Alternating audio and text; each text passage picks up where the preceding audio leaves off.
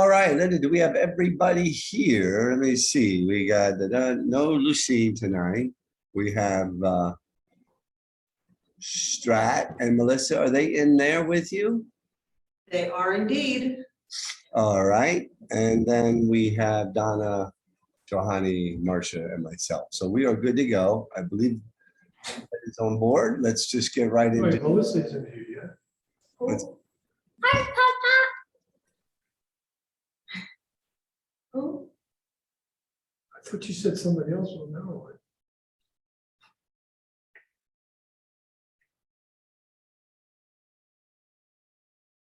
All right, who's going to be giving the update on the parks and the playground? Council President, this is Frank. I'm going to take the lead and then from there work with Stan. All right, it's all yours, Frank. Thank you. Okay, I'm going to share my screen. I should be able to do this here. Let's see here. I have a small PowerPoint. Let's see if this works. Okay, does everybody see what I see? yes. Excellent. That was simple. Okay, so I prepared a very brief PowerPoint for this evening at the request of City Council.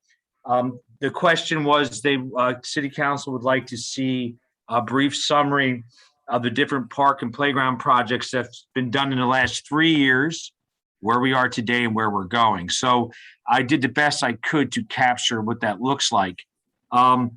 Just a point to consider is a lot of these projects are multi-year projects.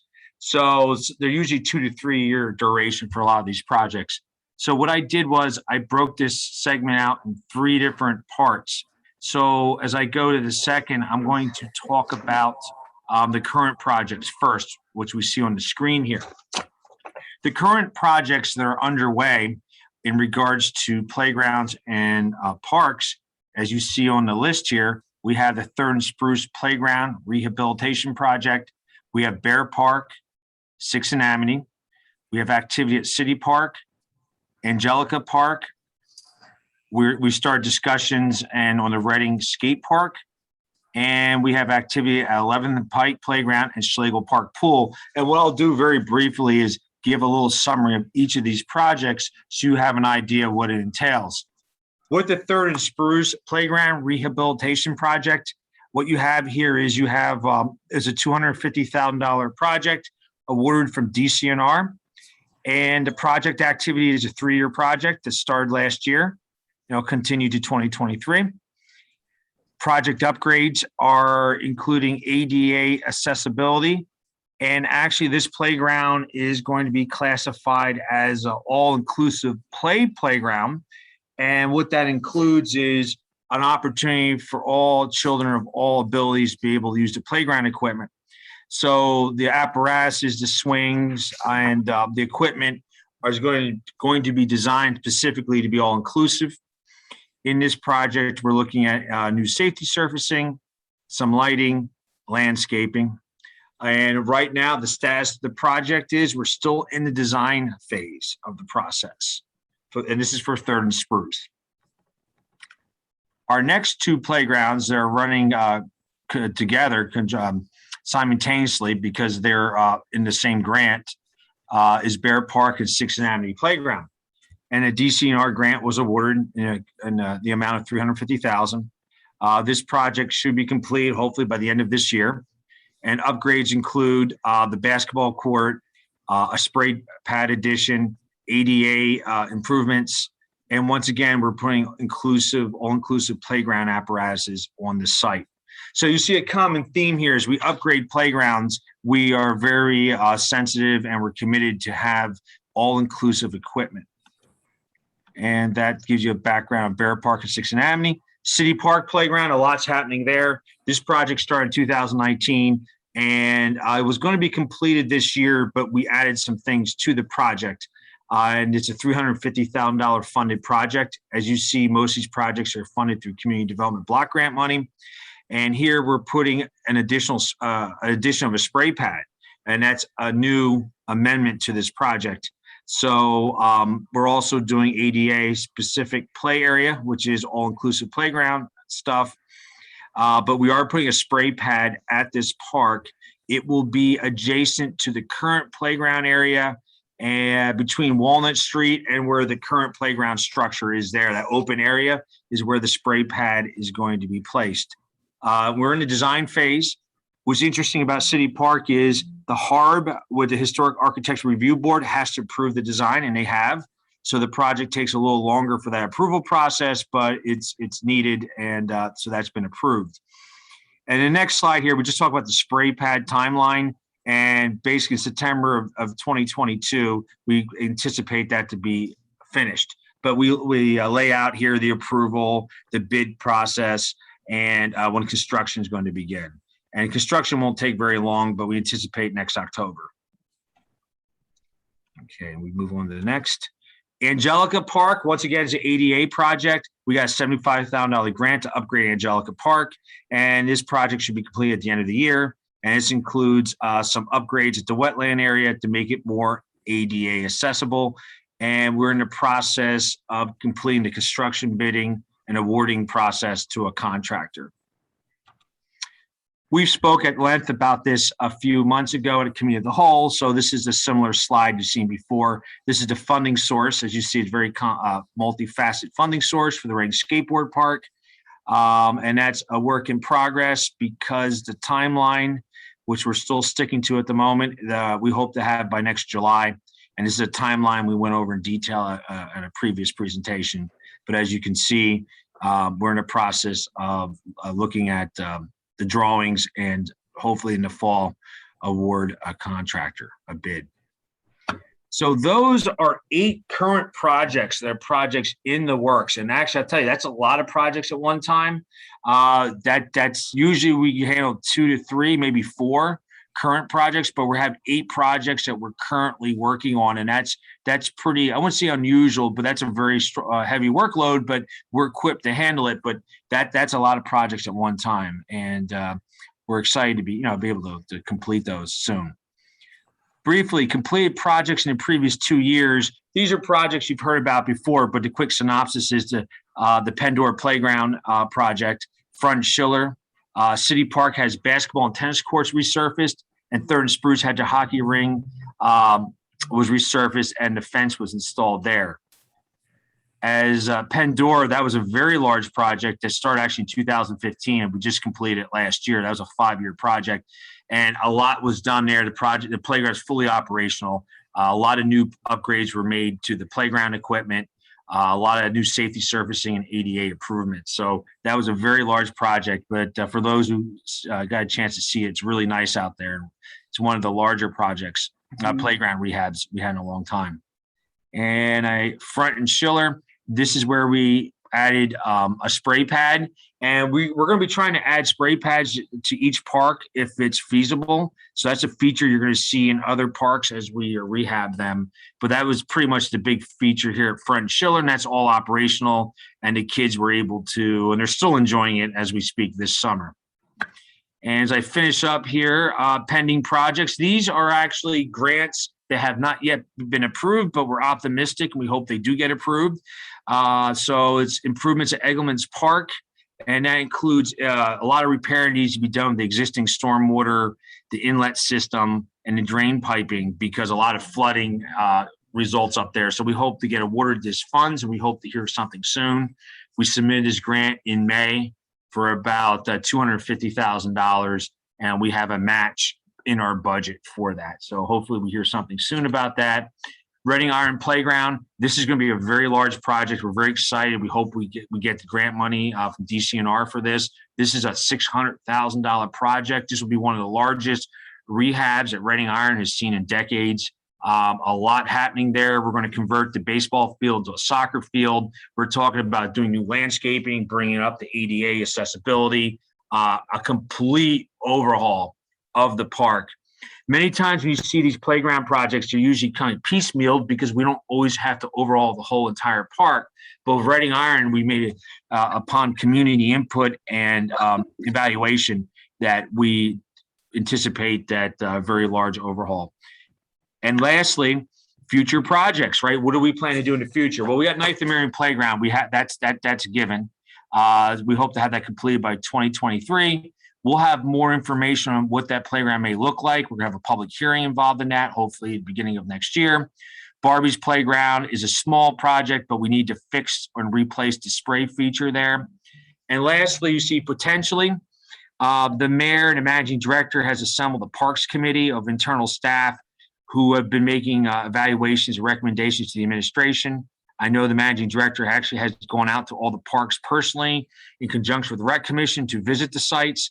And here's it's a rough list. It's something that we're looking at: Brookline, EJ Dives, Lance Place, Keffer Park, Second Ole, and Third and Spring. These are parks that we believe that should be next on the rehab list, and rehab because they haven't been done for a while, and there's a strong need there. But I know that the managing director and the Parks Committee will have more details and specifics and recommendations that we'll bring to the council in the future.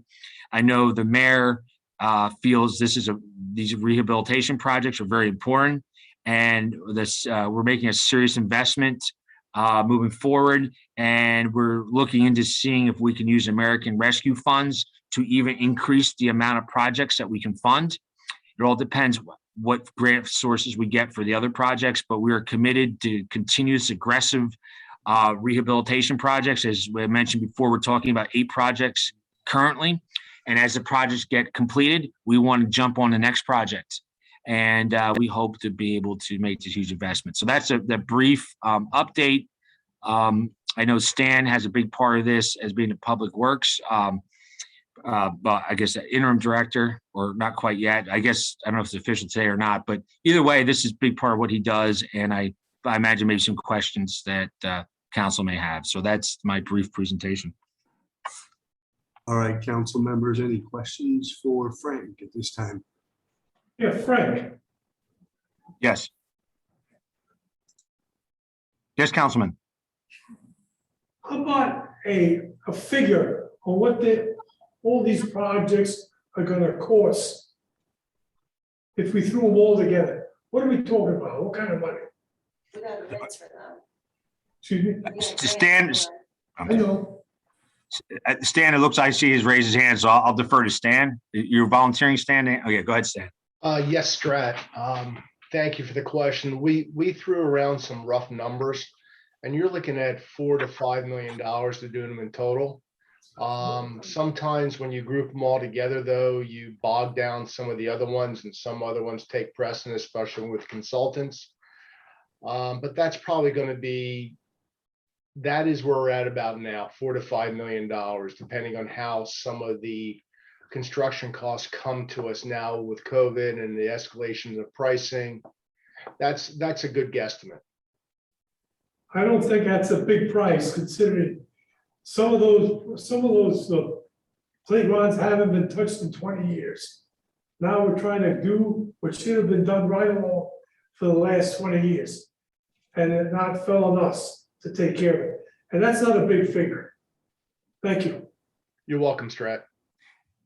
And I just seen Charlie. I didn't realize. I see Charlie on board. Charlie's been a big part of the Parks Committee. So I don't know if Charlie had anything to weigh in, but I know that you've been a big part of the Parks Committee. So I see you on the call here. So I don't know if you want to weigh in, or I know you could speak to some of that because you've been going with the Parks Committee. In fact, I guess you were the lead from the beginning. So you probably have a lot of insight on their thought process, if that's something that we could share.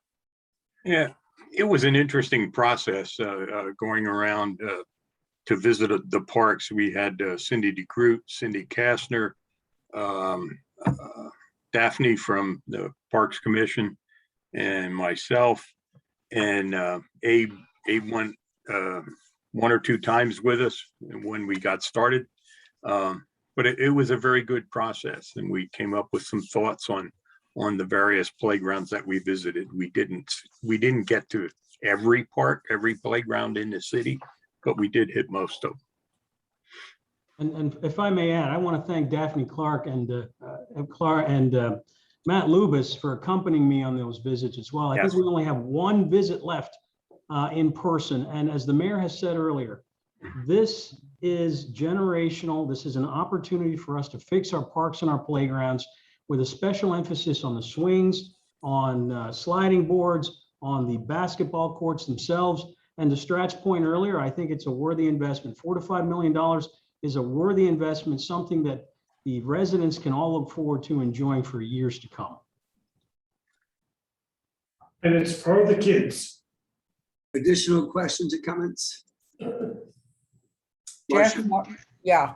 And first of all, thank you for the team that came together, because I'm not sure that council was aware of all these details. As a member of the Rec Commission, Daphne Claire would update us on a regular basis. We all knew what the deficits were, things that needed to be done. It was a matter of looking at the money that was available. And I would strongly encourage, as we move ahead, that we work on revitalizing what we used to have at each of the parks and playgrounds, to have those smaller groups of community members that really help to both promote and advocate for the parks and the playgrounds. I know those were in existence back in the day, and I would like to do a model with the playground in Eversink that you folks know is across the street from my house, because I see a lot more parents coming up doing some really good things at the playground. And I think it would be great to have those be revitalized. With that being said, I heard you, Abe, talk about, were we going to use the recovery money for the purchase of the swings, the sliding boards, those kinds of things that might need rehabilitated? Yes, all of those expenses are eligible under ARP funding because they provide for Okay. infrastructure. So what we can do is we can take a look at the CDBG dollars that have been allocated and also piggyback with ARP money. So we'll have plenty to choose from in terms of opportunities and options. Yeah, that's what I noticed. It's obviously the hardest wear and tear, sometimes a little bit of vandalism. The other thing that's very much needed, and I think you need to go back to your team, is we need to have new trash containers on the parks and the playgrounds, something that works with Public Works, that's able, I know a lot of times they're vandalized. We try to chain the ones down, but we know that Public Works unlocks them, and then sometimes they don't get rechained. But we definitely need to have a branding that would keep them and really promote the youth and the families using them. The ones that we have down, and thanks to Frank Dembowski years ago, they were put there, the dual purpose ones, but they're way, way overdue to needing to be replaced. So just put a line item, figure out what that might cost, and I think if we can use ARP money for that, that would be great. Okay, additional questions, council members? I have a comment. First of all, may I? Hello? Yep, Can go you hear ahead. me? Yeah. Can you hear me? Yes. Go ahead, Johanna. Okay, sorry, thank you. So thank you for the presentation. I'm glad that we're also adding all these splash pads and so on, which is great summertime, right? I'm just wondering, how are we making upgrades for winter? Any possible ice skating rink in the near future, for example. I don't know if there's space or some identified park, so we can have something similar to New York City, like their Women's Rink in Central Park. Just curious and just putting it out there. It'd be nice to have something for everyone to enjoy wintertime as well. If I may, Jahani, Stan Rugas, and thank you for the question. In a previous life, I was part of the construction of a park such as you're talking about, a rink. And it gets rather costly, especially trying to then resurface it from one heavy use to the next heavy use. And if it's not done correctly, you do find not only little voids, but then all of a sudden you get a liability issue. And then if you see NHL games where they have Zambonis cruising, it gets rather expensive as well. And the basic upkeep. That park I do know, along with the one in Lincoln Center, are heavily used, but they have crews that far exceed what our ability is right now. And I used to ice skate, so that's where. Thank you for bringing that up, but it gets rather costly. I can just tell you that. Is there any way we could have a contractor do it seasonally on a fixed period, Stan? So it would be seasonal, not a fixed asset. There is surfaces that you can put down and pick up, but you're looking at it, you're looking at a good amount of money, Jamar. If the administration deems it to be a more of a priority in terms of moving it down into the like projects to be done in 2023, 24, 25, then I don't have an issue with that. If we could easily do something like that, it's just now, number one, you have to understand where you're gonna put it. Because you now have to make sure that typically our parks aren't plowed. Now we have to assure that that happens, number one. Number two, we have to ensure that whatever we do, there's enough parking. And then it's the ADA compliance and then it's teaching. And then once you do that, there's an assumption of risk because people can get hurt. So as long as the other portions are there to protect the city, then I think you should probably think about it, but you should probably budget a good amount of money. But I like the idea myself, being a former ice skater, so, and hockey guy, so. Okay, Marcia? Yeah, and just to add to that discussion, because I appreciate that we need to have some winter use, but we might be able to go back to something that is less expensive, more accessible, because to do ice skating, you also need to have skates, and that gets into another cost. We can go back to the using our parks for sledding, which was always a traditional use. We have a lot of very hilly parks, and we do something what's called in the Pennsylvania Dutch words, ruchies, which are basically the glide paths that the sleds can take. Youth are very innovative about finding all sorts of apparatus that they can sled in. So what we might want to do is go through all our parks and find out which ones can accommodate sledding, so the kids aren't sledding on the streets, and maybe post that and make that, and that's not going to take as much time or investment. We don't even need to create public works to do anything with that. That becomes natural once it snows.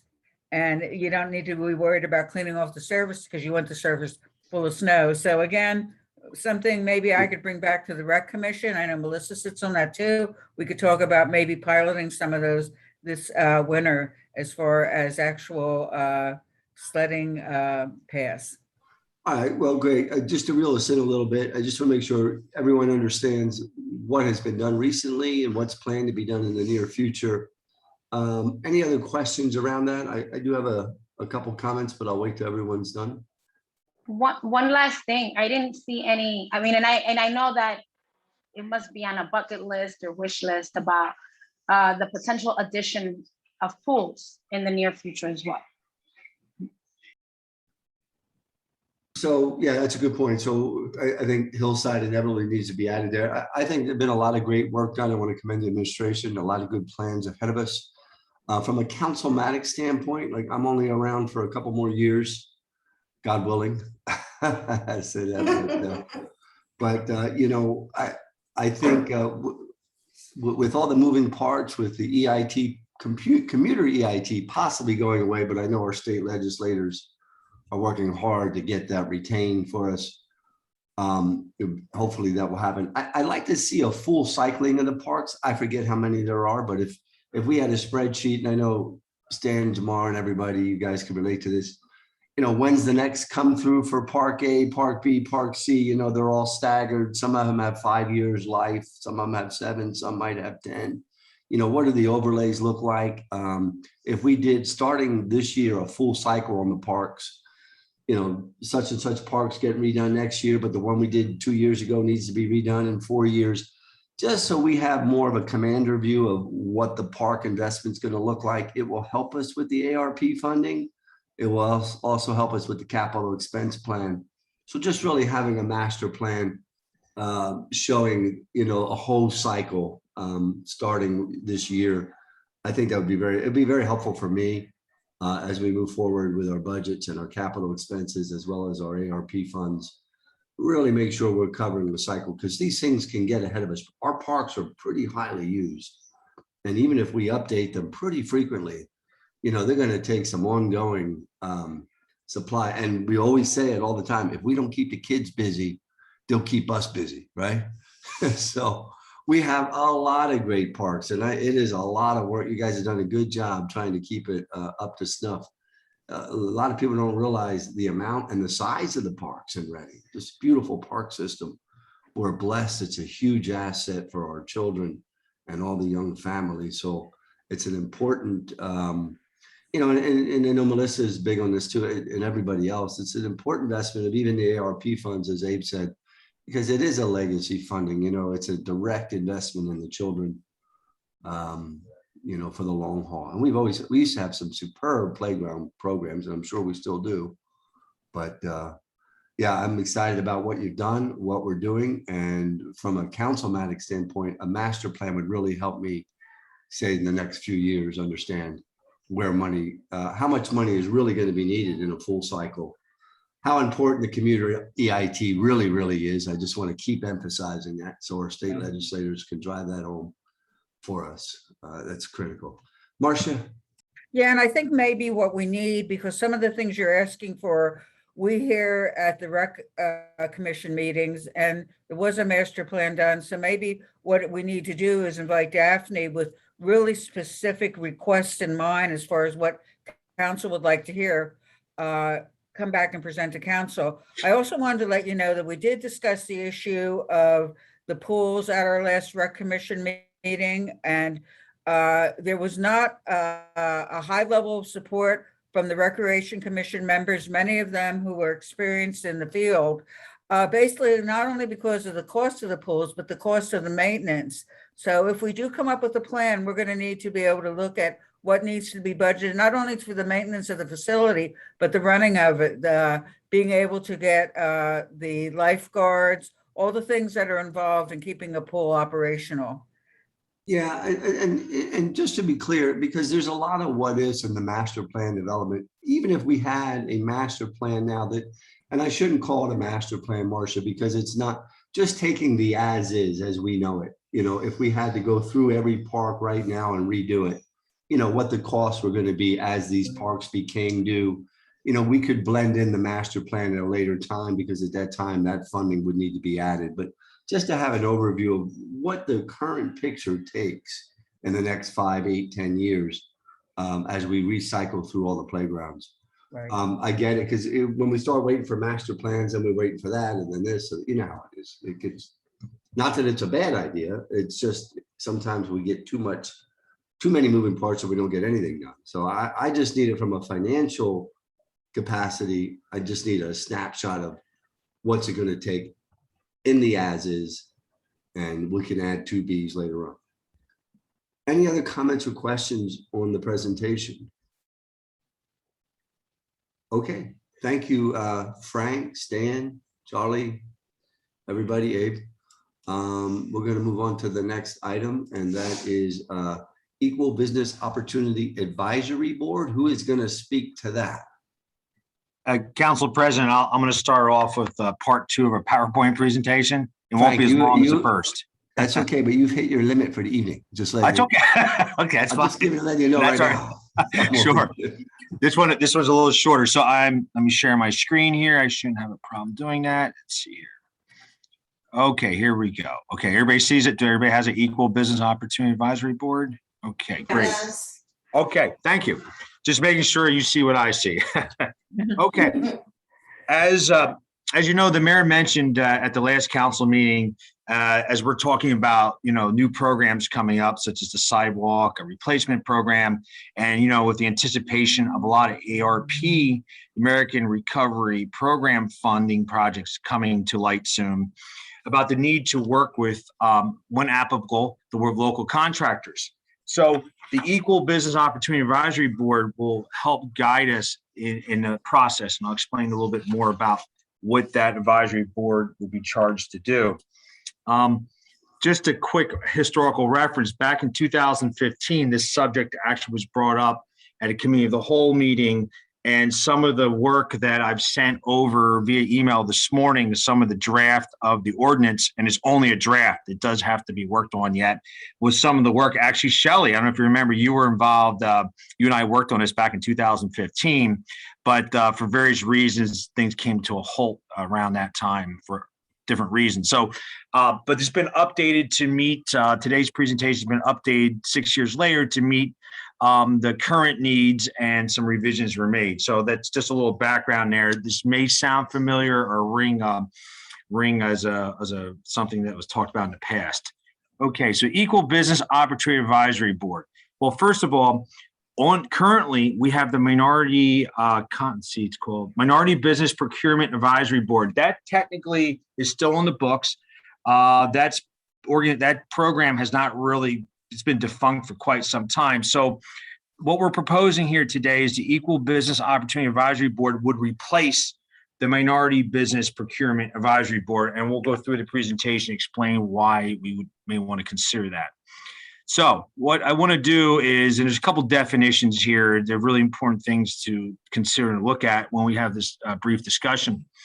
The first thing is with the city purchasing and procurement policy, these are just three basic policy statements that we include in our on how we conduct our work. And anytime we do anything, including purchasing and procurement, we foster an environment of inclusion without the impediments of discrimination. We conduct ourselves in a fair, equitable basis, and we don't discriminate because of race, color, religion, national origin, gender, sexual orientation, or disability. So those are very important concepts that we handle in our purchasing policy. There's two words here I define because we will talk about a little bit further in the presentation, but what inclusive and what equitable means. And it means to be consistent and systemically fair, just, impartial treatment of all individuals, including individuals who belong to an underserved community. An underserved community is defined or referred to populations sharing a particular characteristic as well as geographic location who have been systemically denied a full opportunity to participate in aspects of economic, social, and civic life. So when we talk about this board, these words become very important in its mission. On the next slide here, we have the mission of the Equal Business Opportunity Advisory Board. And basically it is to advise the city on policies, procedures, and practices to enhance participation. And we have a bunch of acronyms here, which I define further in the presentation, but MBE, DBE, WBE, SBE, and I'll explain what those are, and lower to moderate income residents for procurement of city contracts. So we're looking at minority-owned businesses, which are at least 51% owned by one or more members of a minority group. We're looking at disadvantaged business enterprise, and that is when you're connected to a contract that's funded in whole or in part from current governmental sources. Women business enterprise, where at least 51% are owned and controlled by disadvantaged women. And then we have the small business enterprise, and that's a business which is independently owned and is not in a dominant field of the operation. So those are four important different aspects of the community who would want to participate in our process. So what I did here, responsibilities, and would be the responsibilities of the board. So some of these responsibilities were initially charged with the Minority Business Procurement Advisory Board, but a lot of things that are in that ordinance had to be updated, definitions had to be updated, and some of the roles have increased a little bit. So responsibilities of the Equal Business Opportunity Advisory Board would include developing a procedure to advise the city on outreach and encouragement of the four groups that I mentioned before, and lower to moderate income businesses to increase participation in the procurement process. And I'll talk very briefly what procurement means. It includes a lot of things: training programs, apprenticeship programs, and this board would keep a list of eligible vendors and make it available to city agencies, provide an annual report to council, and develop policies and procedures to monitor this process that's working. And this board would meet at least 4 times a year or quarterly each calendar year. And we hear the word procurement, and we all know what procurement is, but it's interesting when you look at this definition to know how encompassing procurement is.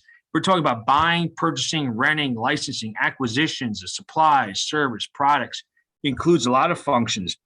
And when you're talking about procurement, you're talking about drafting the requirements, the selection, the solicitation of sources, preparation, and the award of the contract. It's basically all the phases of the contract administration. So procurement is a really broad sense. There's a lot to this. So the advisory board would weigh in all these different aspects of procurement because there's a lot of phases to procurement. And as we look here, the socially and economically disadvantaged individual, that word was used in one of the prior definitions, just so we know what that encompasses. It's defined as those who have either been subjected to racial, sexual, or ethnic prejudice because of their identity as a member of that group or differential treatment. So as you can see, the Equal Business Opportunity Advisory Board will be, it's a board that reaches out to everybody. It's all inclusive, it's diverse, and it's equitable. So basically the city will be developing policies that are accessible to all, and with acknowledgement of what our underserved communities have traditionally been, and to be able to work with them and everyone else. Now, once again, this board membership is what something was proposed before. Everything has been discussed, obviously is not written in stone, and is open for discussion and modification, particularly about the board membership.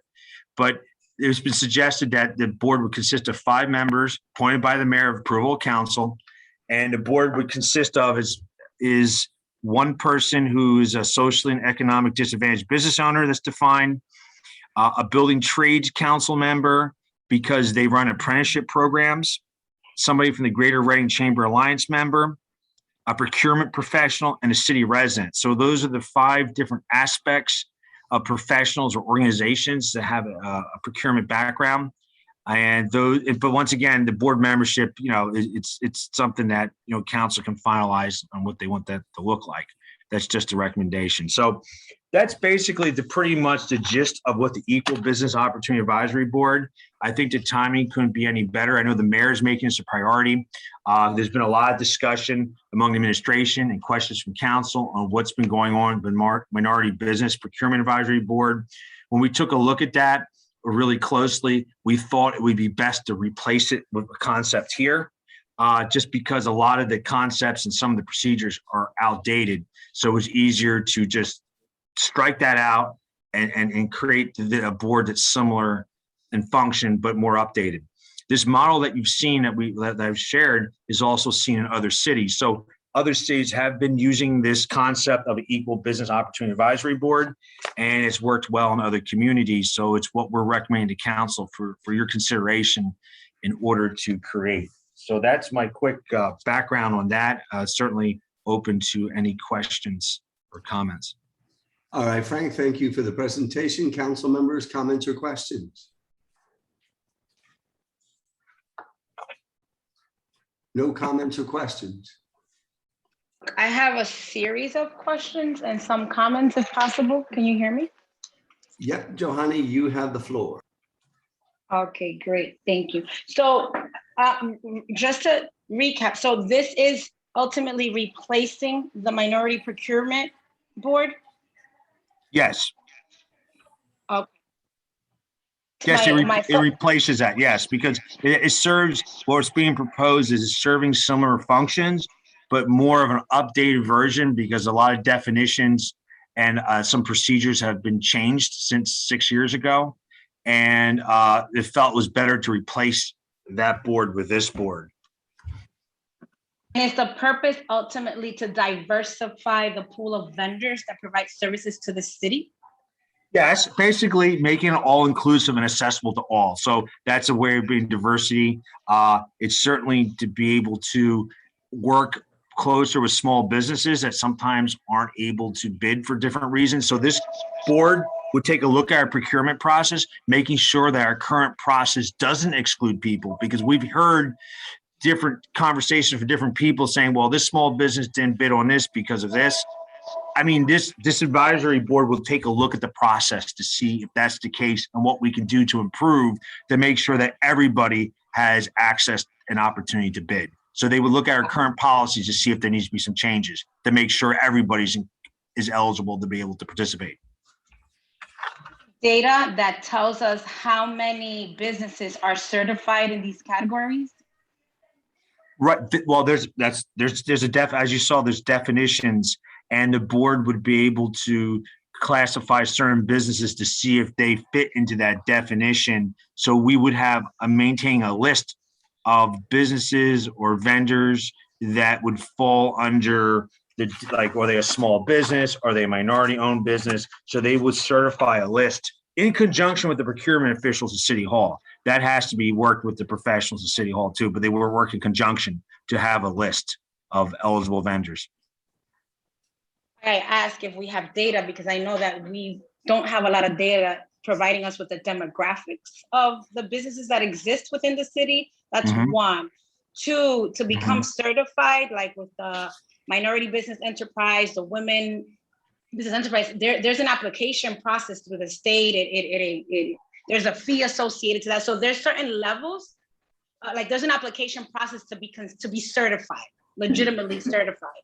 And I don't know if we are aware of that, and if this body is going to help businesses become certified, or you're just simply producing a list of eligible businesses that have these certifications and can offer services to the city. Am I making sense? You're making very much sense. So when we talk about advising the city on policies and procedures, we're also talking about providing training opportunities. So it's also educating. So when you talk about data, yes, maybe our data doesn't reflect exactly what we're talking about now, but this board would be able to help us, help the city be able to collect this kind of data and also help with training and to be able to educate different businesses and individuals on how you can participate in the procurement process and the different opportunities. So it's very proactive. This board is expected to be proactive and to be a helping tool. No, then I didn't see the Small Business Development Center on the list because I know that they do work around training small businesses or businesses in general, or providing them with information on how to become certified. Well, in these categories. I did not list any particular partners, but one of the definitions was a small business. It's defined right here. Small. I should get the word right. The small business enterprise. I do have an SBE defined. So what could be a consideration is if we have some existing organizations in the area, maybe one of those may be appropriate to sit on the board also. But we certainly, in the aspects, it is built in this to be able to work with small business enterprises, and maybe the board membership should include somebody from that. That could be a possibility, but it's included in the whole philosophical approach. They should be. I mean, you have the Latino Business Chamber of Commerce as well. So, look, if we want to be equal, inclusive, and all of the above, then we want to make sure that the board is reflective of that mission. That's one, and also, so the Minority Procurement Board as it stands, is that defunct? That has not been working, right? Maybe somebody else could speak to it. I don't think it's ever even really met at all. It's only been conceptual at best. It's never been in practice. And there's probably many reasons for that. I don't know. I mean, I think it was created back in like 2012 or 13. I'm not sure if they even met as a group. Not really sure. I don't know. Maybe Shell. I don't know. I don't want to put Shell in the spot, but I don't know if you have. I have no. I just know it just never met. I don't know why. Can't really speak. It was much earlier than that, Frank. It was around the time when Angel Figueroa was on council. Oh wow. Okay. Okay. Yeah, we were never. That is correct. I had a conversation with him, and to the counselor's point, the designations are sought and applied for through the state's Department of General Services, and I only mention that for the sake of the public.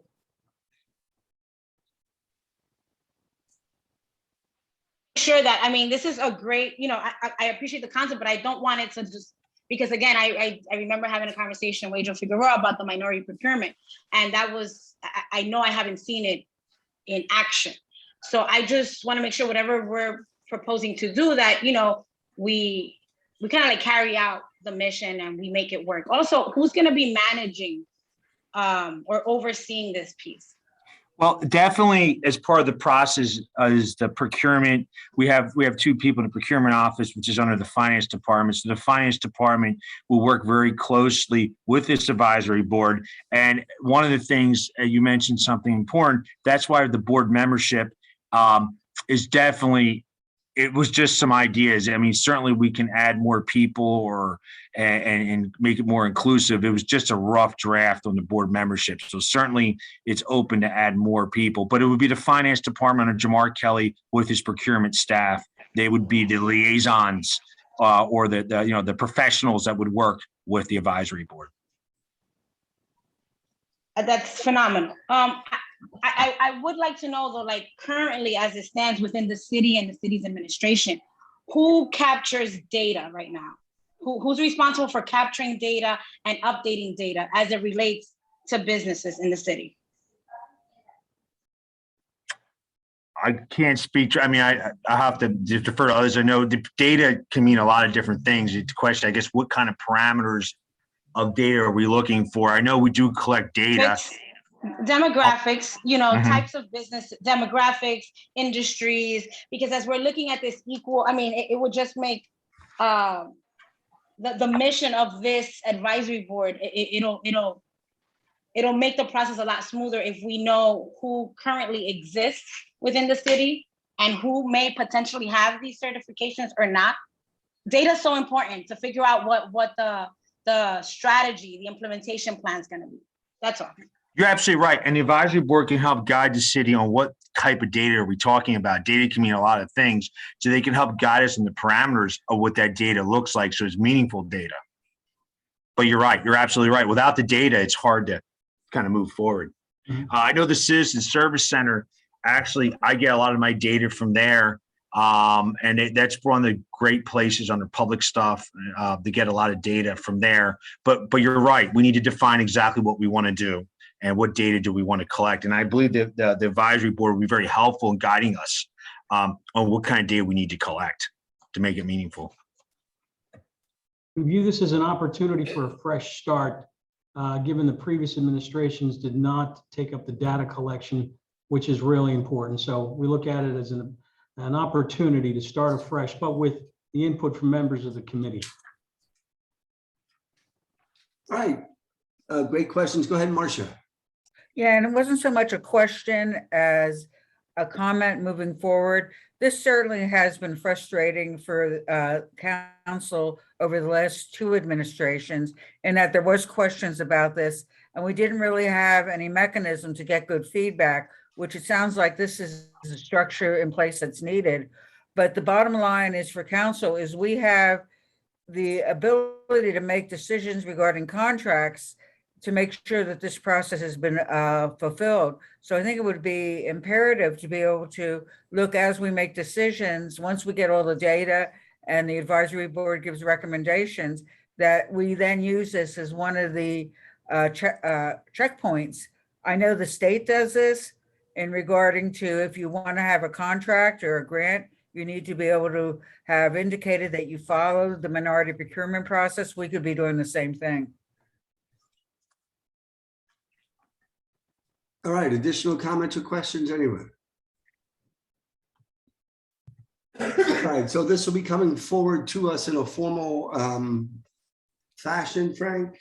Yes, this morning I sent an email with the 2 PowerPoint presentations and a very draft version of what the ordinance is going to look like. So law, in conjunction with some others, are looking at tightening it up, and we hope to present it next month as an amendment to the ordinance for council's consideration. Yeah, and I'm glad it's not it's taking out an old entity that didn't necessarily function, and we're not just adding something different. So it makes a lot more sense now that you've given us the presentation. And hopefully it will help those who need the help to get their business launched and serve the city well. With all business at the end of the day, and I know Johanny's a business owner, it's a lot of hard work, but there's a smart way to do the hard work too. So hopefully this will help the city and the city residents and the region as well. So thank you. If there are no other comments, we're going to move on to the next item on the agenda, and redistricting commission appointments. Yes, I'm going to let Linda give us a little overview of what this process is about, what our experiences have been in the past, and then we'll open it up for some questions, talk about next steps. Linda, did you want to take the floor for this, please? Yeah, it's pretty basic. After the release of the census data, council has 60 days to appoint a redistricting commission. Each council member shall appoint one member. The president appoints one as well. So, and then this commission has to make a full report to council within 120 days. When they meet, they look at census data in the census districts to see if the district lines need to shift some. The first time it happened in 2000, there was no change. But the last time in 2010, there was a bit of shifting. The last time too, we were fortunate enough to have Mike Golembeski from the County Planning Commission assist the commission. And the commissioner found his assistance very helpful. So I did reach out to Dave Hunter from the county, and he agreed to that Mike could help again. I guess Fred has opined that the people appointed should not be serving on other boards, authorities, and commissions. They should be independent. How are they chosen? Like, how does it pick? However you see fit. Just like with the youth commission, you can, pick someone out from your district who you think, be a good match. Okay. Is it advertised like that we're looking for someone or? Yeah, it's however council determines. Okay. We could do some Facebook posts, maybe get Christian to put some stuff out on social media. Okay. All right. Marcia? Yeah, what is the timeline as far as you gave the time, but we need an exact date when we're going to need to vote on these appointments? Well, let's see. Mike Golembeski sent the message about the census data 2 Fridays ago. So that would have been the 13th. So 60 days would be approximately October 11th. Okay.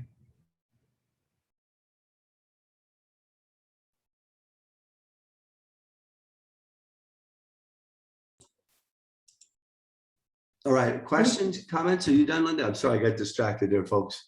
So, Oh, Jeff, just a clarity too, I don't know whether we're within the exact 60 days, but we will, because I think of Columbus Day, we would be meeting then on October the 12th. Am I correct, Linda? No. No, we're not closed for Columbus Day anymore. We aren't close to Columbus. Okay, gotcha. the bottom line is we need to get our appointments right away, but go ahead, Donna, we'll touch on that. Well, that's what I was going to say. I mean, we have Michael who's going to be helping us. That's invaluable. No one knows data better than that guy knows it. Yeah, he's great. But with all the delays we've had along the way, the sooner we can get this board working, the better it would be. And I would respectfully ask everyone. I mean, you have a pretty good idea, and please, as you're doing your appointments, put politics of any sort furthest away from your mind. Look for people that understand numbers, statistics, things like that, so that we get the most equitable numbers in each councilmanic district. Don't care about where they stand on anything other than knowing that you're working with someone knowledgeable, someone temperate, someone who can work with people, and someone who, again, understands the mathematics of data and statistics, because this is truly looking at the numbers of people who live within certain areas and trying to make as equitable the numbers that each councilmanic district will represent. So please keep that in mind. There's different people that have different talents for different things. This might be an extraordinarily different kind of group, but please think of people that have those talents, those skills that can put this together, and it's almost a scholarly kind of thing. So please keep that in mind and forget the politics, forget the issues, just look for the most competent person with these skill sets. Yeah, and I would ask the public if there's anybody interested to contact Linda's office to let her know of any interest, so council members could consider them. Each council member has one choice. Is that correct, Linda? Correct. All right. So I would encourage everyone in the next week or two to have before our next regular meeting, to have these names submitted to Linda so we don't get behind the ball. it's a very important process. The numbers are so ever moving that, you know, the changes, we did make some changes the last time, right? So, Right. but it's just so many moving parts. I hate to use that expression all the time, but they're literally, but it's a rapidly changing city and we want it to be as fair as possible. And we want it to be very open and equitable. So I'm looking for volunteers. I have one choice. I'm certainly looking for somebody to volunteer that I can put forward that has some of the skills that Donna said. We want this to be very impartial, very unbiased, and just at making it as fair for everybody as we can. So no one district is lopsided or open-ended or whatever. We want it to be a fair, this government's got to be fair and transparent. Any other comments? Yes, Johannes can hand. you? Who was Johanny and then whoever was next? Sure.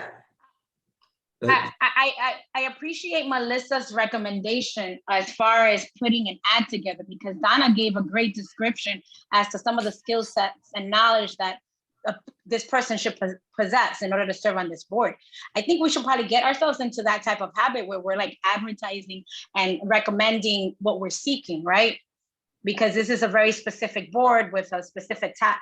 So Yeah, I'm not against that at all, Johanny. Yeah, I think it's a great idea. just, you know, in an effort to make it fair and equitable, right? Because yeah, we know tons of people in our district, but we don't know their resumes, for example, right? That's right. We may, so it's kind of challenging to recommend and ascertain that this person is going to carry out what's necessary for this particular board.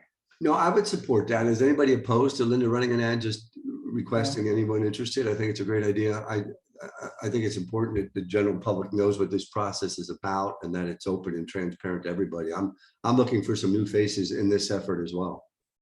New ideas, new eyes, new everything. So let's do that, Linda, if possible. And then who is next on the speakers list? Strat? Yeah, I think this is a tremendous thought, a good idea. Now, it's good to have a commission like this, but who is going to provide the commission with the numbers? We have the census numbers, correct, Linda?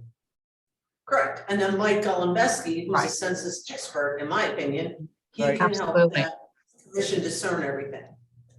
Mike has been our data person working with Penn State University and working out of the county planning office since 1990. So no one knows data better than he does and is more up to date. So he's just a tremendous asset to everyone. Yeah, he's sharp and very unbiased. Yeah, he's a good guy. He does a good job, but I was checking on something myself. My concern is a house with a husband and wife and 2 children, but when you check, there's 12 people in there. Now, how do we get that straightened out? Well, this isn't the That's- vehicle to do that in Strat. That's more of a codes enforcement issue, but hopefully, You you know, in the broader count, those things weighed out and we have a generally well aggregated average throughout the city. And Okay, all right. the voting districts will be created based on those counts and based on what this commission recommends, hopefully. Additional comments or questions? All right. Thank you, Linda, for moving that forward. I sent an email out this morning saying we need to get that on the agenda. Linda said it's on the agenda. So that tells you it's Monday. What can I do, right? Yeah. Well, listen, if you get a chance, you know what to do. Okay. All right, we're going to go to agenda review, and then we'll open up for any other public comments, and then we need to get into a brief executive session based on the request of the solicitor. So the first item going under agenda review, we have this evening Pastor Dave Placed from the Door of Hope Church. We're expecting David this evening, I'm assuming, Linda? Yes, he confirmed. All right, and we have a commendation recognizing Cafe Esperanza and National Everybody Eats Week. This is going to be accepted by Pastor Mary Wolf. Who's presenting the commendation? I will, Jeff. I'm not sure if Mary's going to be available. If she's not, I will still do the verbiage and I will make Is sure that, that is she gets from out. Hope Lutheran? At Hope Lutheran, yes. Okay. So if she's not available to be on the call or on the meeting, I will make sure that I get it. I'll check with Shelley and make the arrangements to get it from her and Yeah, and let's read it anyway. I mean, they make just, sure it gets out to the church this week. okay, but we can read it anyway. If she's Yeah. okay, they do so much great work. All right. Then Linda, anybody signed up for public speaking? I have one person signed up and he's going to connect virtually. All right. So if he's on the call, Donna, I will ask you to read the public comment guidelines. At that time, we're going to go into our approval of agenda and minutes. Under the consent agenda legislation, we have just 3 items. The first item is authorizing the purchase of 550 licenses under the Microsoft 365 for IT division from CoStar's vendor, Southern Computer Warehouse, in the amount of $69,025. So the city's on board with legal use of licenses. Any comments or questions regarding that specific purchase? All right. The resolution authorizing the purchase and installation of the hybrid technology in council chambers to Haverford Systems, Inc., HSI, at the cost of $73,242.86. This was a project that Donna and Ken worked on. Jamar pushed it in a couple of directions as well, but I think we've got it down to something council staff is comfortable with. Any comments or questions on that specific item? All right, the next item is an award of contract for paving to New Enterprise Stone and Lime in Leesport in the amount of $2,398,935.70 for the 2021 removal and replacement of roadway pavement related items such as sub-base repairs, base repairs, leveling, drainage improvements, pavement markings, and loop detection systems for the following city-owned roads. I'm not going to read them all now, but there's a bunch of them. Just one question, is that all going to happen in 2021, or is that a bit aggressive? Council President, thank you. It is a little aggressive, but that's what we've been pushing for. And this is the mayor's initiative that he's been speaking of since he was elected. We feel very good that notwithstanding the weather, that we should get this done, or majority of this done this year. Next year, it's going to be a lot more paving. Hopefully, it's double the amount of paving. And as soon as our legal eagles work with New Enterprise and Stone and Lime and get the contract awarded, I can tell you that New Enterprise wants to start as soon as possible. Yeah, okay. A lot of tight streets in the city, so some of them are going to be tough, but looks like there's a lot out in Riverdale and River Road as well. So any comments or questions? Go ahead, Donna. Yeah, and definitely, and I've spoken with Abe last week regarding the Riverdale roads, and you see several of them there. You see not just River Road, which thank goodness that's on, because that's really been needed, but those Riverdale roads, they are all being impacted, badly impacted, by the Amazon warehouse and the tractor trailers that go off direction. The independent truckers follow their GPS. It's happening on Muhlenberg roads, and it's happening primarily on our roads in the Riverdale section. Abe and I had a conversation about this. We will be setting up a meeting with Muhlenberg officials, with Brian Harris, some of the who's the manager, and Muhlenberg commissioners, as well as residents in Muhlenberg and in Riverdale.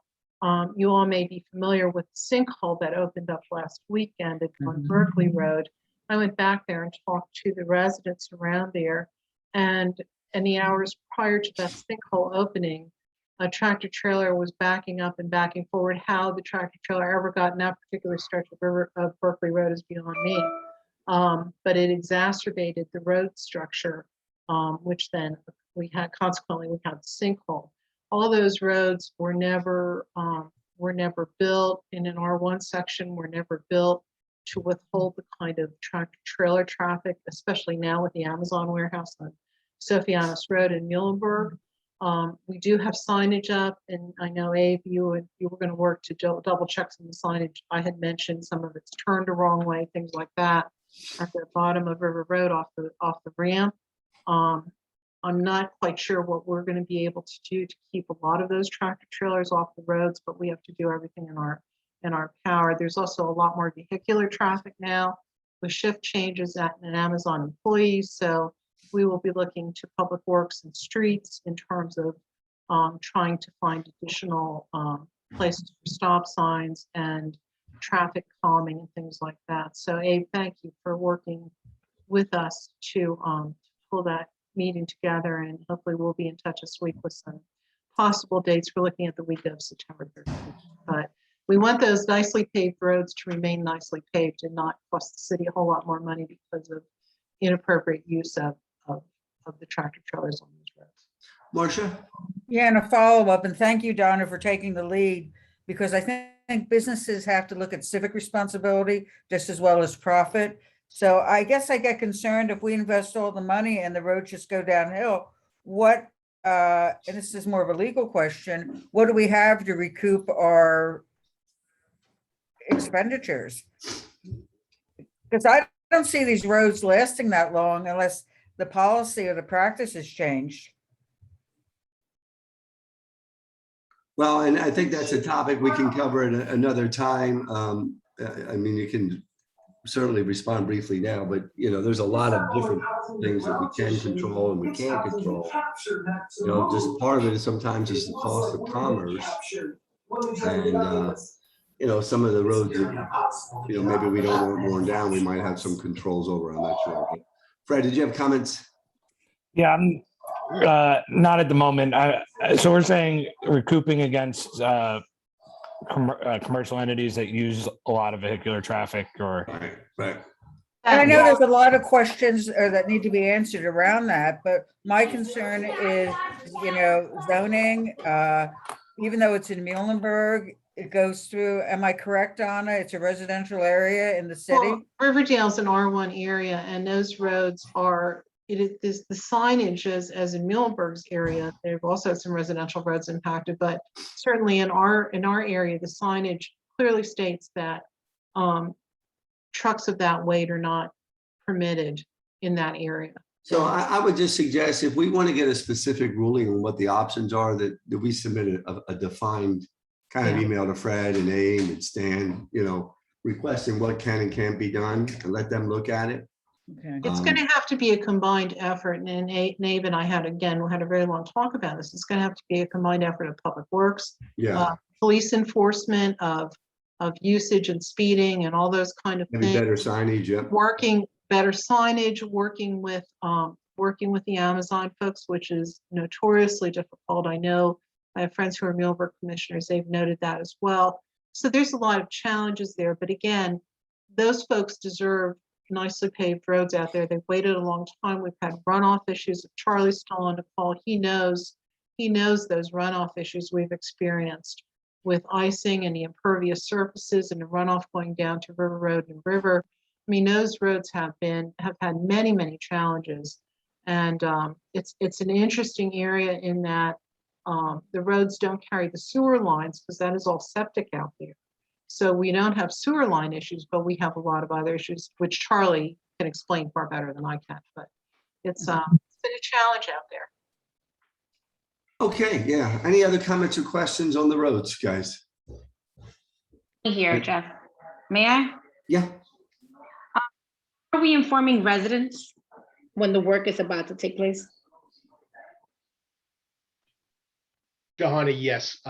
We have internally talked to in administration, working it with Christian Crespo, not only to advertise on Facebook and in Reading Eagle of the work when it's going to commence, but also to the grassroots organizations that this area will affect.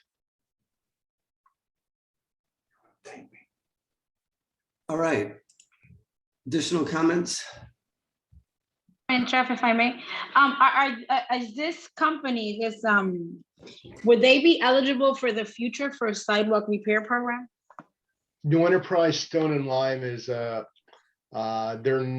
probably they're one of the largest paving stone companies in the state, multi-billion dollars worth of revenues, and they would not qualify to do this type of work in terms of ones off. Take a call. Yeah. All right, any other comments? Okay, and I'll try to say it publicly during the meeting, but I want to thank the administration, Abe and the team. People like seeing park upgrades and new roads, they like seeing tax dollars translated into action items, and a lot of really highly used roads in the city. We know there's some bad ones and there's some good ones. So thank you for the effort, and I'm glad to see they're spread out everywhere as well. So we have an administrative report this evening will be from Abe, I believe, right? And the auditor's report, we have Maria, and then we only have one ordinance for final passage this evening. And that is authorizing the transfer of $10,000 from the Reading beautification to the Public Works Sustainability and Solid Waste General Plant Supplies, provide funds for cleanup and graffiti for supplies for city cleanups. We talked about this 2 weeks ago. That organization is no longer really interacting with the city. It's a separate 501c3, so we want to move the funds to where they can be used by Public Works. Any comments or questions on that ordinance? All right. And then we have just two ordinances being introduced. The first one is authorizing a referendum question on the 2022 primary election ballot to eliminate section 907 of the Reading Home Rule Charter to be eliminated as it is in violation of state statute 53 PA CS 2962, which does not allow a charter to place taxation limitations on the governing body apart from State Act 511. Pardon my voice this evening. Comments or questions on that? For some reason, Linda, I don't even remember this one. Yeah. Yes, one of the four that need to happen. So we have two of them that will be on the general ballot this fall. And then we have this one and one more that we hope to get on the spring ballot. And refresh us again, that home rule charter cap is what again? This goes back to when we started Act 47. Right. We needed to increase the taxes, and it was a point beyond revenue that would be 105% of the current year. And when law looked into it, they found this. It's a lawsuit from Allegheny County, I believe, that they hit the same roadblock too. And when they looked into it, they found that this is one of the exemptions in the charter. We have to follow Act 511. And this charter limitation, isn't in compliance with Act 511. Yeah, I think it's actually I think the home rule charter and actual plans law specifically excludes taxation as one of the things that we can, through our charter, change from what we would ordinarily be allowed to do as a third class city. But it's a specifically enumerated exception in the home rule charter and optional plans law. Yeah, and just for a point of reference, during Act 47, there was a consideration, year one, we never got near it, but a 25% tax increase, but we shot that down. Marcia, go ahead. Yeah, I have a question. Since this is being put out to the voters to be able to authorize the question, and they would vote to maintain it, how does that leave us then when it's against state law? So we're leaving it up to the voters who might not clearly and understandably so understand what they're voting on. Yeah, that would just leave us with the status quo, which is a charter violation that's not consistent with the law. It's almost like this is housekeeping. And unfortunately, if the voters don't, if they choose to uphold the status quo, we're kind of stuck with it. There could be the potential we could get a court ruling to throw it out. But that would take a lot of time and effort. This is probably the easiest way. Okay, any other comments on that? So that's pretty clean now that we've discussed it. We'll move on to the other ordinance for introduction. Jeff? Yeah, go ahead, It's Johanna. me. Yes, I'm just trying to understand. I mean, I understand the verbiage.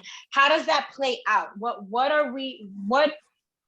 will they, okay, so what are we currently doing, and what will this either stop us from doing or allow us to do? Because I'm a little confused. So the charter states that we can't necessarily increase tax revenue by more than 105% of the previous year, I believe, just as an example.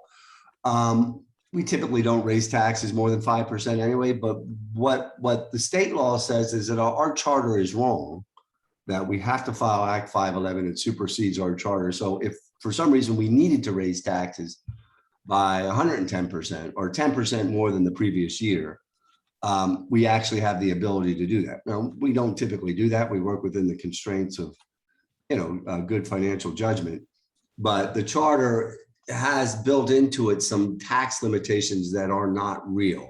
So even if the voters voted this down, what Fred is stating is that the problem would still exist. The state law would trump the charter. And, there really is no limit on our taxation other than our own common sense that we don't want to be, raising property taxes too much because, seniors are hit the hardest in that specific tax. So we typically, if we do adjust property taxes, they're typically done in a nominal fashion. Is that correct, Fred? Yeah. Yeah. So I hope that helps, Johanny. It's kind of a limitation out there that's not realistic. So we just need to clean it up because it's just confusing. And with that, then I hope that the question, what's written, what people are expected to I vote on agree. is super simple because it sounds complicated. It does. No, I don't disagree. If I read that as a voter, I'd say like, as soon as voters read taxes, they're going to say no. It's just the way they are. And there's nothing wrong with that. So anyway, any additional comments on that specific ordinance that's being introduced this evening? All right, the next ordinance that's being introduced is authorizing the transfer of $32,000 in grant funding from the PA EMS Provider Foundation Highmark into the grants and gift line of the agency fund budget for the replacement purchase of stair chairs for the department's ambulances. It looks like we've gotten a grant and we just need to transfer it into the right fund. I'm assuming that's correct, Jamar. Yes, that's my understanding of it. All right, any comments or questions on that, council? All right, we're gonna move on. Question, Jeff. Yep. go Hello? ahead. Will we then anticipate a request to pay for the actual installation of those stairs? Am I on now? Yep. You are. Okay.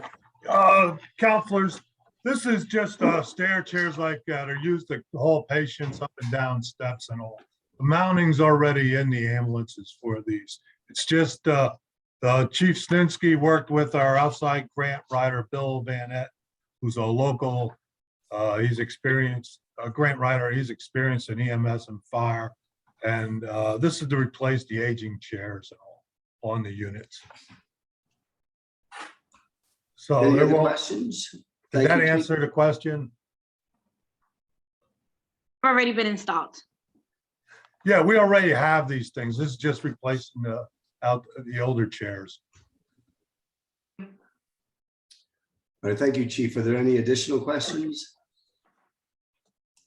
All right, if not, we're going to move on to resolutions. We just have 3 reappointments and 1 appointment. James Slego to the Stadium Commission is a reappointment of Stacy Taylor to the Human Relations Commission, an appointment of Maria Delgado to the Housing Authority, and a reappointment of Michael Cowder to the Fire Building Code Board of Appeals. Any comments or questions on those appointments, Strat? All good people. Thank you. Yeah. Okay. Anybody else? All right, great. So that'll take us to the end of our agenda review. I do want to go into an executive session. Before we do that, wanted to talk about anything that anybody had to discuss that was urgent because we don't want to get up against a time constraint. I did want to talk about our meetings moving forward. So tonight we're in a really hybrid approach. We are in the process of opening up the Penn Room. They're currently operating there tonight because we don't have many council members. I'm going to work with Abe and see how we can get that facilitated. But it looks like council pulled the body, and it seems like for now, most of us want to step back into the full remote mode, at least for just a couple weeks. You know, if Linda's willing to facilitate Strat in there, I can talk to her about that, but the Penn Room is going to be open for the public. There's some concern about the public stating they don't have access to our meetings, so we want to make sure that the public has a chance to view the meetings in the Penn Room. We are working on that as we speak, but until the Delta, is it the Delta variant? Until some of the rapid spread of this decreases, we don't want to put anybody at additional risk. I have a little bit of discomfort sitting in a room with just 6 or 7 people without masks. And I don't want to sit there with a mask during a meeting. It just doesn't make sense. I will make myself public for tonight's public meeting, just so you know. Not that that's a bonus or anything, but we're just trying to play this thing safe, and we're certainly not. We've been as transparent as we can possibly be. We're not trying to confuse the public. These are uncharted waters. We are back into an uncharted time. I know Abe's made it very clear to us that he's concerned by September, you know, there may be a city hall shutdown. So we don't want to play with people's lives. And I think, you know, if somebody, I just want to get council's comments on that, or the administration. We'll start with Donna and then Marcia. Yeah, I guess, and believe me, I'd rather that we're all together. That would be my preference. But with this rise in the Delta variants, you just saw today, the most recent reporting in Berks County daily basis was 111 cases. So we're back to where we were back in the winter and spring. I just think it's not a service to each other. It's not a service to anyone for us to be in there. My understanding is there are increasing COVID cases among city hall workers, among city workers. That's of concern, bringing the public in. If we have workers in city hall who have suffered from COVID and have been tested positive, I guess I'm a little confused as to why we can't, until this is under control, be entirely virtual, as the Reading School District is and many other municipalities and school boards are, with the public input that we welcome until we get past this COVID. We all thought this would be past. We all thought this would be in the past, but clearly it's not. Clearly our unvaccinated numbers, particularly among people in the city, are huge. And, you know, we want to protect everyone, vaccinated or not, but now especially, I mean, I find myself extremely concerned about the younger people. Obviously, clearly in my family, that worries me. My grandson, my great nieces and nephews, that's a major concern, but certainly all the kids in the city. I mean, we're worried about them going back to school. There's just so many levels. So I guess my final point is, I would advocate for purely virtual meetings until we're past the impact, the severe impact of this Delta variant. And again, we're going to see these numbers go up. Abe, I don't know, is City Hall going to be closed again? Do you have any information on that? We are watching the rates of infection and working with the fire marshal's office. We have a touch point every week to check on the status of the cases, not just countywide, but citywide as well. And we're watching the trajectories and trends very carefully. I am putting a lot of faith in their assessments because they've been right every time, and I'm going to continue doing that. Marcia? And this is a question to Abe. It was my understanding that we have a masking policy for inside City Hall. That is correct, yes. So that includes anyone that's inside City Hall? Yes. Okay, that being said, and I'm being general on this, but it doesn't give a good optics if we don't follow our own policies, if we're inside City Hall. And that was one of my concerns about coming back myself, is that I don't do well with wearing a mask for extended periods of time, yet I would feel compelled to follow that policy. And so I made a decision to stay home because I wanted to make sure I was doing what was necessary to protect other people's health. And I just think that I concur with Donna. This is a critical point. We don't want to be here. We've never been in this position before, but we need to make the best decisions for the public and to be able to support what the policies of City Hall are. As council members, we're obligated to that. All right, so I want to hear from other council members as well. So far, we've got 2 people in full support of full remote. Johanny, I don't want to put you on the spot. Melissa Strat, I would like to hear your opinion on it as well.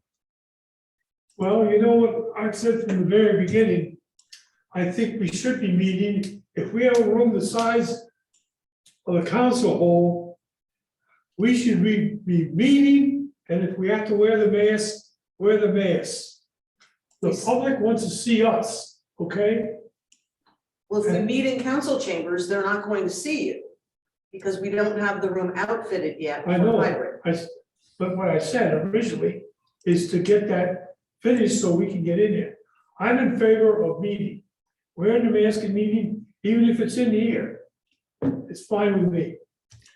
All right, Melissa? It don't matter. I prefer to have it as we are doing it now, but if not, then I'll go completely virtual. It doesn't matter. Okay, and then Johanny?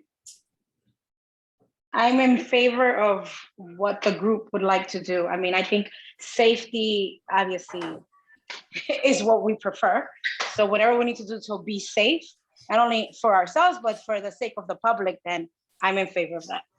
All right, so and then yeah, I'm in favor of virtual at this point as well. And I know it may be frustrating to some people, but you know, I probably had, as you all know, I had COVID back in December, and the last 4 to 5 weeks alone, I probably had no less than 7 or 8 medical tests, some very serious. So, you know, 7, 8 months later, I'm still dealing with, and I have a lot to go. A lot of stuff, primarily directly related to COVID. And I'm not saying that to scare people. I'm not trying to tell you, you need to go do A, B, and C, but I'm just saying that to the body, from our standpoint of public safety, I agree with everybody. We have to go on the side of caution. We'll be as transparent as we can possibly be. I don't want to put the administration or council members or the public at risk. Let's get through this thing and hopefully we'll come out on the other end. So moving forward until we decide otherwise, because it's a group decision, we will go virtual. And that's the will of the body, and that's what we're going to do. And we'll make as best we can the pen room available for those who need access, that don't have a phone or don't have a computer. That way nobody can say they were excluded. I know there's been some concerns about that, but we're trying to be even more transparent during this process. Okay, so that's where we stand on that. Anything else that urgently needs to be discussed tonight in public, because we need some time for an executive session? All right, if not, Fred has executive session again on what topics, Fred? General? You're on mute, Fred. Yeah, there's 2 cases, the Gonzalez versus City of Reading and Ziegler versus City of Reading.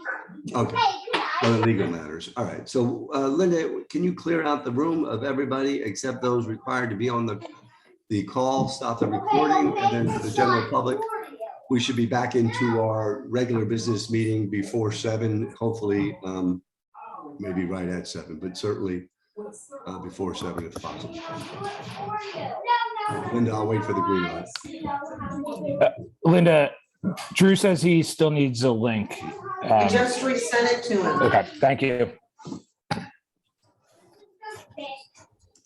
Extra flying spaceship and if you push that button.